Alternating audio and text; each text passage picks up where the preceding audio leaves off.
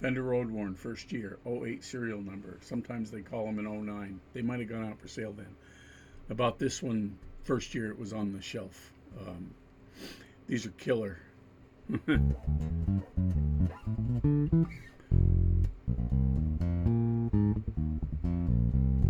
D'Addario XL 170 rounds. I'm going to swap them out for Sunbeam because I want the round core more supple. Those are on the way. It's all stock, pickups, bridge, wood, nitro finish, nitrocellulose, 7 1/4 radius, vintage 6230 frets. That's how I want my basses. No other way. I did have a bone nut put on this. I swapped out the tuners for Godos because the Godos weigh a hell of a lot less. The originals were like 128 grams. These are 55.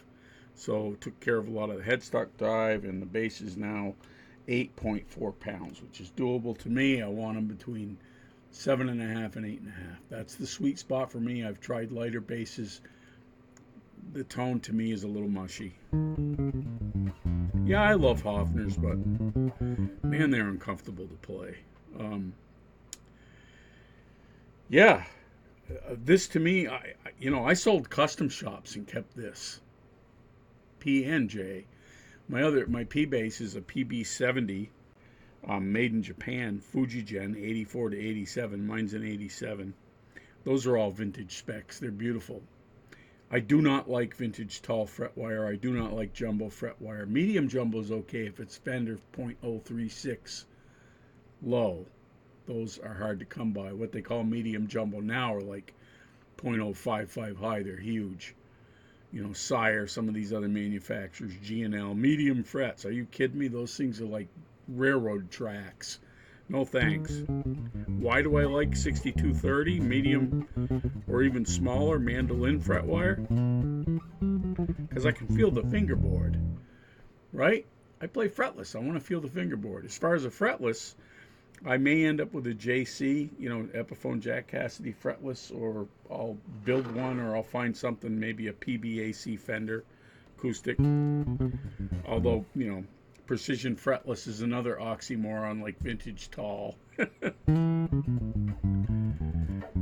can I tell you about these things? They're gorgeous. If you have a chance to get an early one, get it. The later ones, I think they suck, frankly.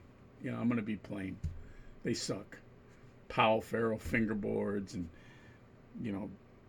concentric controls and 9.5 radius and different frets. And there's nothing vintage about that. Especially when I see custom shops. I laugh my butt off when I see them advertised. Fender Custom Shop, 58 precision, medium jumbo frets, or vintage tall frets, 9.5 radius, blah, blah, blah. Hey, Jack, that ain't vintage. Come on, Fender. Get your head out of your backsides. These to me, for those of us who grew up and became what was once called a Fender bass player, that's what I am. Coup de grace right here. This and a 60s or 70s actual vintage spec precision bass.